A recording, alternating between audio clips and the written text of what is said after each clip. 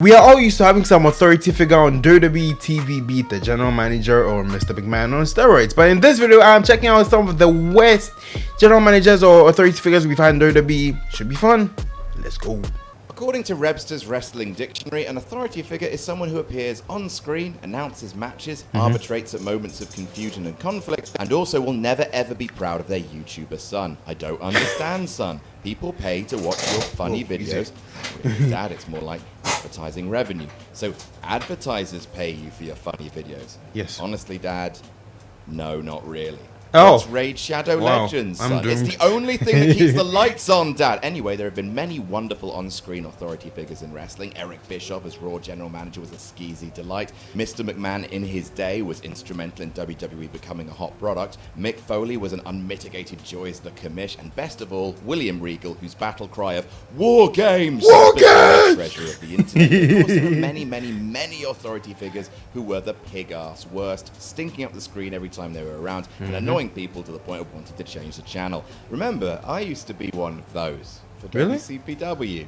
I wasn't very good. I'm Adam, hailing from partsFUNknown. Here are 10 worst on-air authority figures in wrestling Yeah, I need history. to see what And happened if you like to us WCPW complaining about one stuff, day. why not check out one of our most recent videos, 10 worst SummerSlams Yeah, ever. subscribe to There's some partsFUNknown. bad They're really ones, fun. And I had to Fun, rewatch most of them. Number 10, Stephanie McMahon. What? Now, yes, I know that the billion-dollar princess digi-evolving into the billion-dollar CEO is everyone feeling very much excited about the future, and it should. It's worth remembering, though, that as an on-screen authority figure, she's been the pits. Not all the time, What? to be fair. I She's love had some Stephanie truly as great moments GM. as an authority figure. The Well, speech she SmackDown. gave in the main event of Mania Authority 32 Steph wonderful was camp bollocks. It was super fun to see her cry at Survivor Series 2014, and during the early did months that? of the authority, before it massively outstayed its welcome. She was the right kind of hateful. Also, her babyface GM run in 2002 was Which I liked. absolutely fine.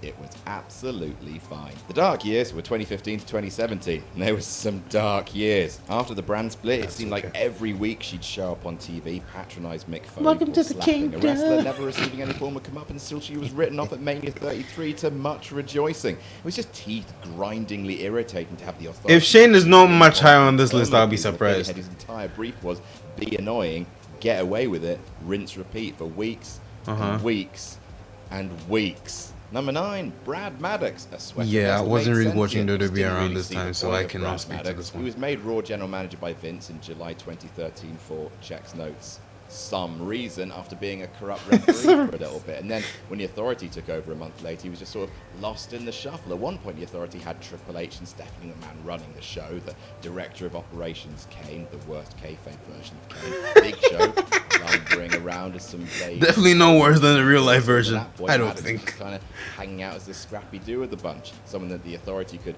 sacrifice to a babyface whenever they needed someone to beat up or call a piece of shit.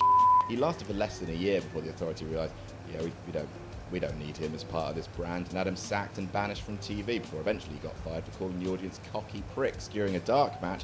Only What? a few short months before Vince told Shane he'd catch a beating into a live mic on air, but in that case, it took Vince another 6 more years to get fired. Number 8, Mike Adamle. His first day on the job, Oh, former football yeah. commentator and co-host of American Gladiator. He has Mike Adamle dementia now, called doesn't Jeff he? Hardy, Jeff Harvey. He only got worse from there. Like, I don't actually really want to lay into Mike Adamle too much, shouldn't. considering that in recent years, he's been suffering from the long-term effects of CTE from his footballing days. He was unfortunately bad, though, making frequent mistakes on the commentary desk and earning himself a Wrestling Observer Award for Worst Television Announcer, almost exclusively probably for his call during a Kofi Kingston match where he exclaimed, "You're making me crazy, Kofi."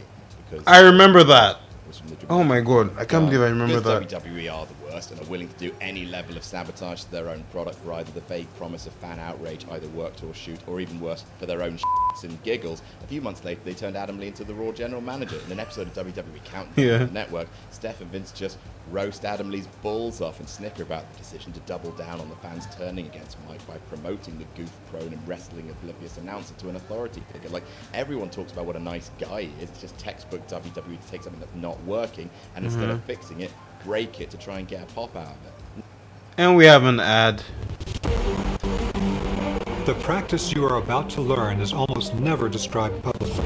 Of course it wouldn't be. This guy Anyway. Number 7, Tiffany. When Mike Adamle was made ring announcer for ECW, replacing legend of the brand Joey Styles, many saw that as the final nail in the coffin of WWE's depiction of Extreme Championship Wrestling. They missed When Styles ECW left, bad. so too did the last vestige of WWE ECW, having anything beyond the brand name in common with the one to break out indie fed of the mid-90s. But Vince's laws state that things can always get worse in wrestling, and somehow ECW managed to get even less extreme in 2009 when Teddy Long stepped down as ECW general manager to be replaced by Tiffany, the woman best known as Taryn in Impact as the general manager of Extreme Championship Wrestling. This is actually Drew McIntyre's ex-wife, if any of you know that. That was his ex-wife. So, anyway, we're moving on.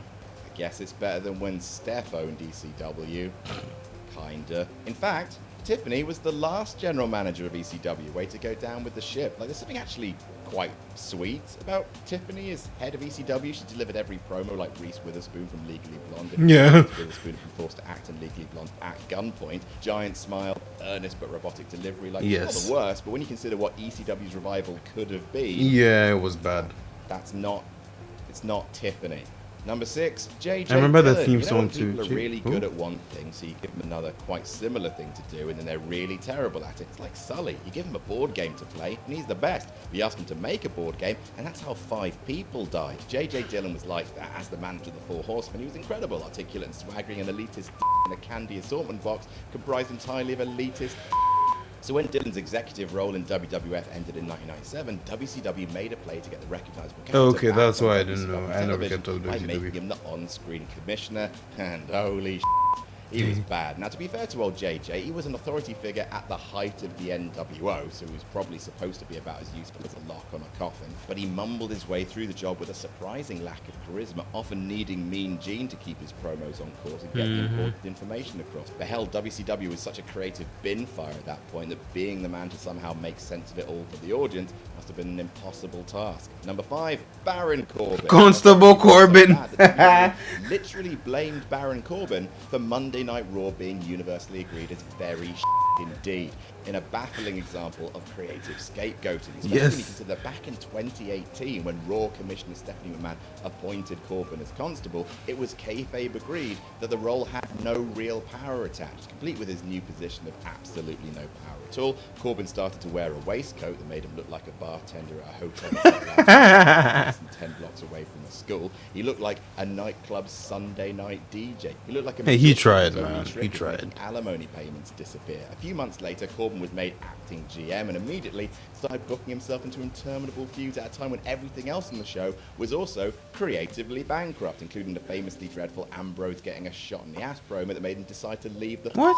company. All that taken into consideration, viewership was plummeting. Things got so bad on WWE's flagship show that in late 2018, Seth Rollins took to the mic and actually shot on how much Raw, the show itself, sucked. And it was Baron Corbin's fault. So he got sacked, and the McMahons did the infamous "You're the authority" promo. And amazingly, Hold on. despite I need Corbin to not see being if in this guy charge, is still- Raw didn't get any better. Turns out they fired the wrong I had to check. guy. Number 4, Hulk Hogan. Hulk Hogan's run in TNA was absolutely okay. hilarious, but probably not for the company's The Monday Night War that Hogan lasted first signed with the one company night. in late 2009, ahead of its 2010 debut. It was announced that the company would be running the sequel to the Monday Night Wars, with Hogan and Bischoff at the top of the company as Dixie Carter's air quotes business partners. Impact would move into direct competition with WWE on Monday night, and TNA, according to Hulk's debut promo, was going to be the #1 company in the world. And I think this is where they also TNA had the 6-sided ring, and they scrapped it and brought the traditional 4 sides back. The 6-sided ring made TNA, you know. So once you strip that, and Hulk Hogan, so okay.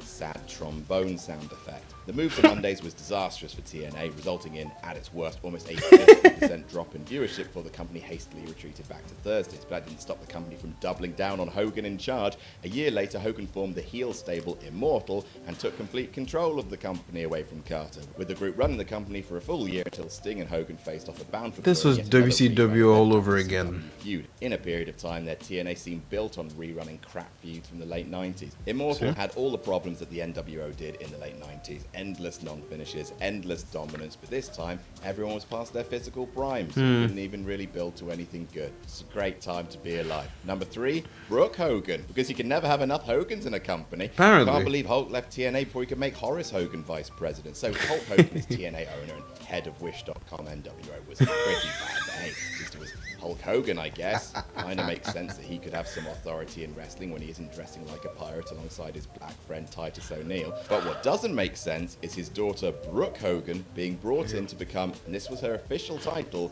executive in charge of the Knockouts division. Brooke Hogan's wrestling experience had, up until that point, been watching her dad take an RKO on a car, and I don't know, her album Undiscovered sounded like someone was fighting in my ears. Now she was in charge of a division that had, in the 2000s, been credited with being at the forefront of actually good women's wrestling. It's like putting a cheeseburger in charge of trade negotiations, or a small cat in charge of a submarine. Like, sure, you can do it, and people might tune in for the first bit and realize, well, this cat doesn't have the experience to run a submarine, and it's just forcing everyone else to work harder, and then you tune out. At least they had that hilarious wedding angle, I guess. But man, making Dixie Carter look good by comparison is a tough job. But Brooke knows best. Number 2, the anonymous Raw general manager. That computer.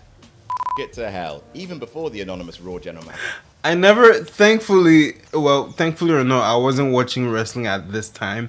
But I saw snippets of this and I was like, how was WWE doing this? And Cole was a heel at the time, so this was crazy. Apparently it turned out to be Hornswoggle. It was revealed to be Hornswoggle. It was already an awful authority figure. The computer GM was installed, pun intended, by Vince in 2010 after he canned Bret Hart, the original Grumpy Cat, and it constantly made its presence felt. Every single time a directive would come through, that sound effect would go off, the lights would flash, and all fun would grind to an immediate halt as every fan in the building thought the same thing. Oh good, we get to hear heel Michael Cole talk. The single saving grace of being a fan in attendance being that you couldn't hear heel Michael Cole's intensely irritating bickering with Jerry Lawler on commentary. Cole would say, and I quote, for rattling off whatever asinine bollocks the GM had to say, and no one liked it. It became a running joke on the show that wrestlers, even heels like Chris Jericho, would rant about how annoying the general manager was, because Vince genuinely gets his kicks by annoying the fans. Because, hey, it's a reaction, I suppose. The worst of the worst was WrestleMania 27, when the Raw GM made its presence known not once, but twice. Once to overturn a feel-good moment with Jerry Lawler, and once during the main event. The main event. Rock smashed that laptop, I think. By an email. Dreadful computer. And number 1, Vince Russo. Of course. Vince Russo has been an on-screen... Wait, how is Shane not on this? Once in WCW and once in early TNA, which is the same thing. Both times, it was awful. Like, the guy's not a terrible promo, but he's done all the worst things that authority figures can do. Create feuds, despite no wrestling experience, so they know they can't actually properly compete in said feud. Win the World Championship, because it was WCW in 2000. Why not? Dewey had already won it. Massively expose the business with shoot rants. It just makes everything on the show seem like a pointless waste of time. Push other wrestlers to quit and sue the company. Be relentlessly, obnoxiously annoying in the name of some vague form of heat. And worse, wear John Lennon sunglasses. Oh my god. No excuse for that. He was the worst. Pretty good video. I'm shocked that Shane McMahon was not on this list. I would have expected him to be on it at least, but comment down below, let me know who you think was the worst authority figure in, well, I guess wrestling history. Check out this video where yeah, you see I'm out of, I don't remember which one, but I'll see you in another one. Peace, my G's.